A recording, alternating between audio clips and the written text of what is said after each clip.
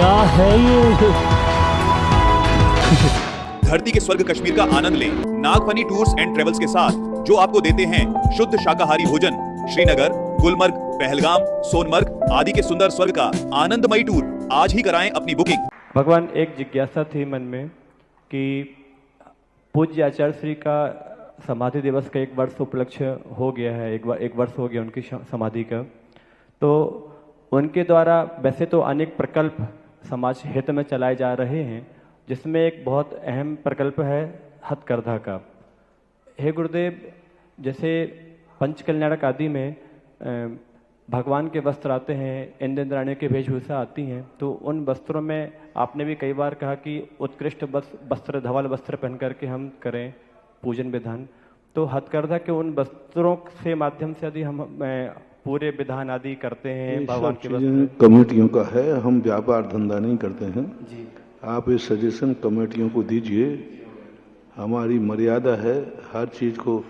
पर हम बोलने लग जाएंगे तो कल कमेटी आरोपी लगाएंगे। अब महाराज जी तो हथकरघा बोलते हैं, उनका कमीशन होगा कहीं से। हाँ, बड़ी आफत है। यदि हम किसी को बता दें कि भाई फलाने स्थान से मूर्ति लेना, अरे भैया वहाँ तो कोई कोई सेटिंग है।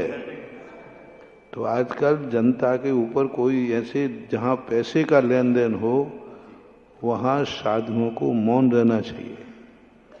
साधुओं को इस संबंध में नहीं बोलना चाहिए कहाँ से धोती दुपट्टा आ रहा है, कहाँ से क्या आ रहा है। सामान उपदेश दे दिया। हमारे आचार्य महाराज ने विकल्प चलाया। कभी आचार्य श्री ने बोला कभी पंचकर्णा के तुम कपड़े वहीं से लाओगे, हमारे सानिध्य में पंचकर्णा करोगे तो कपड़े तुम्हें वहीं ये हाथ करगा के लेना पड़ेंगे। कोई कमेटी वाला बता देवे? प्रकल्प तो उनका था पंचकर्णा। तो कभी आचार्य से ऐसा कहा कि नहीं, वो आप वहीं से लाओगे, हमारा जो हथकरघा है उन्हीं कपड़े। तो थोड़ा हमारे गुरु संघ की जो मर्यादाएं हैं, हमसे उतनी काम कराओ जितने हम कर सकें। जैसे कल भी ऐसे ही प्रश्न किया था पंच कल्याणक में इस प्रकार की मूर्ति आदि, ऐसे ही ये प्रश्न नहीं करना चाहिए। साधु को पैसे के लेन देन में पड़ते ही जनता 2 मिनट में उंगली उठाती है। पैसे का थोड़ा ही सा विकल्प कहीं आया और तुरंत पब्लिक में कोई ना कोई डांट उठा देती है। और हम अभी इन पैसों के लेन देन से दूर रहे। तुम कौन सा कहाँ से पंडाल लाते हो हमें मतलब नहीं, कहाँ से कपड़े लाते हो हमें मतलब नहीं, कहाँ से द्रव्य लाते हो हमें मतलब नहीं, कहाँ से बजरी सीमेंट लाते हो हमें मतलब नहीं। यहाँ तक कि मतलब नहीं कि चैनलों को कौन चलाता है। ये चैनल जितने चल रहे हैं मेरे कमरे में नहीं आ सकते। सारे चैनल वालों को, इनके मालिकों को मेरे कमरे में चैनल संबंधी कोई भी समस्या का चर्चा मेरे से नहीं कर सकते। ये नहीं कह सकते मेरे से कि भाई महाराज जी इस महीने का कोई डोनेटर नहीं मिला है, आप दिला दो। नहीं, पहले से सबसे पहले मेरे पास एक चैनल वाले आए, बोले महाराज जी हम प्रवचन को लाइव करना चाहते हैं। तो हमने कहा भैया मैं मना तो करूं, मेरा तो लाइव ही चलता है डायरेक्ट नहीं। फिर मैंने कहा नहीं, आप हमें पंडाल में वीडियो लगाने का, जो कैमरा लगाने की अनुमति चाहिए। मैंने कहा पंडाल मेरा है नहीं, कमेटी जाने। और मैं जो प्रवचन मुंह से देता हूं ये मैं दान दे चुका हूं, तो मैं वो तुम्हारा है। मेरे मुंह से निकलने के बाद किसका है? जैसे आप आहार देते ना, मेरी अंजलि में आने के बाद आहार क्या हो गया? अब मेरा हो गया। ऐसे मेरे मुख से निकला हुआ वचन किसका हो गया? तुम्हारा हुआ। तुम जो चाहे सो करो, लेकिन शर्त है कल के दिन चैनल के माध्यम से तुम पैसा मांगने मेरे पास आ जाओ, पैसा दिलाओ, ये दिलाओ। आज 20-25 साल से लगभग 2004 से चल रहा है ना, 2000, आज तक कोई चैनल वाला मेरे पास आकर के किसी महीने का डोनेशन नहीं मांगते। ठीक है, प्रवचन के तौर पर कभी कोई बात आती है तो वैसे कह देते, लेकिन वो नहीं आ सकते क्योंकि ये पैसे का मामला है। और ना हम किसी को जबरदस्ती कह सकते हैं कि नहीं तुम ये डोनेशन कराओ। चाहे चले तो नहीं चले तो। हमें 2 व्यक्ति बैठे हैं तो भी मस्ती से प्रवचन करता हूँ, और 2 लाख बैठा दो तो भी करता हूँ, मुझे कोई फर्क नहीं पड़ता। क्योंकि अब आजकल मैंने प्रवचन करना बंद ही कर दिए, मैं तो स्वाध्याय करता हूँ। मैंने प्रवचन देना बंद ही कर दिए, मैं तो उपदेश को स्वाध्याय मान लेता हूँ।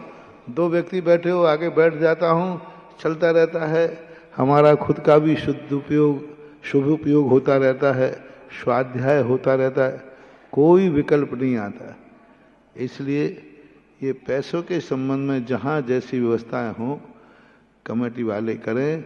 हम साधुओं को, खास तौर से हमारे संघ को, हमारे पूज्य गुरुदेव का सबसे बड़ा आदर्श यही रहा, करोड़ों आए करोड़ों गए, हमें कोई लेना देना नहीं है। आप ना तो मैं कभी किसी संस्था का कोई हिसाब पूछता हूँ, ना कि साहब आ जाए, हमें दान का उपदेश देने का आदेश है, कहने की बात है, हम कह देता हूँ। अब दान के बाद एक व्यक्ति ने कहा, महाराज जी आप इतना दान आता है, आप थोड़ा हिसाब भी मांगिए कमेटी से। मैंने कहा भैया मैं मुनि हूँ, मुनीम नहीं हूँ। दान का उपदेश देना तो मुनि का कर्तव्य है, और दान का हिसाब रखना मुनीम का कर्तव्य है। तो थोड़ा साधुओं को इससे दूर रखो। और ये सब काम समाज के हैं, कमेटियों के हैं, विसंवाद के विषय बनते हैं। इसलिए ऐसे प्रश्न साधुओं के सामने ना करें तो यही श्रेष्ठ है। जैसे कल किया था, आज भी किया, तो ये ठीक नहीं। हाँ, आप इतना पूछ कह सकते हो, हथकरघा के वस्त्र अच्छे हैं कि बुरे, ये पूछ सकते हो। पर कमेटी को यही खरीदना चाहिए ये नहीं कहता। हाँ, अच्छे और बुरे की बात पूछोगे तो हम कहेंगे 100% नहीं, 1000 गुने अच्छे हैं। कितने गुने? 1000 गुने अच्छे, बहुत बढ़िया है, करना चाहिए। अपने यहाँ तो देसी काम हो, हथकरघा का काम हो, गांधी जी का बहुत बड़ा अपना लघु कुटीर उद्योग। मैं तो हर चीज यंत्र के विरोध में ही रहता हूँ। आज खेतियों ने क्या कर डाला, खेती ट्रैक्टर के हाथ में चली गई, सारे बैल कट्टी खाने चले गए। आज गैया की हालत वो हो रही है जो बकरी की हालत थी। जैनी बकरी क्यों नहीं पाल पाते थे कि बकरी तो पाल लेंगे लेकिन बकरा का क्या करेंगे, बकरा कटेगा, इसलिए लोग बकरी नहीं पालते थे। लेकिन आज गाय की हालत हो गई, गाय लोग पूछने लगे महाराज जी आपने गाय का उपदेश देते हो, हम गाय पालने को तैयार हैं, लेकिन ये और बता दो गाय के यदि बछड़ा हो गया तो, बछड़ी हो गई तो ठीक है ना, क्योंकि वो तो गाय बन जाएगी। और बछड़ा हो गया तो आजकल बछड़े कोई काम में, पहले किसके काम आते थे, बैलगाड़ी है आदि में काम आते थे, हल में सब में काम आते थे। आज बैल यदि हो जाता है कुछ काम नहीं, पूरी जिंदगी भर वो भार बन जाता है, काम ही नहीं आना। तो फिर जब भार बनता है तो व्यक्ति क्या करता है, बेच देता है, तो कसाई ले जाते मांस का मत। तो यंत्रों के द्वारा कोई भी चीज होना, लघु कुटीर उद्योग धंधे सब तरफ से, अहिंसा की दृष्टि से भी, देश की समृद्धि की दृष्टि से भी, और वातावरण पर्यावरण की दृष्टि से भी, सब तरफ की दृष्टि से हथकरघा का वस्त्र अच्छा है, श्रेष्ठ है, कोई उसमें बाधा नहीं। लेकिन यही खरीदना चाहिए, ऐसा उपदेश देना हमारी मर्यादा के विरुद्ध है।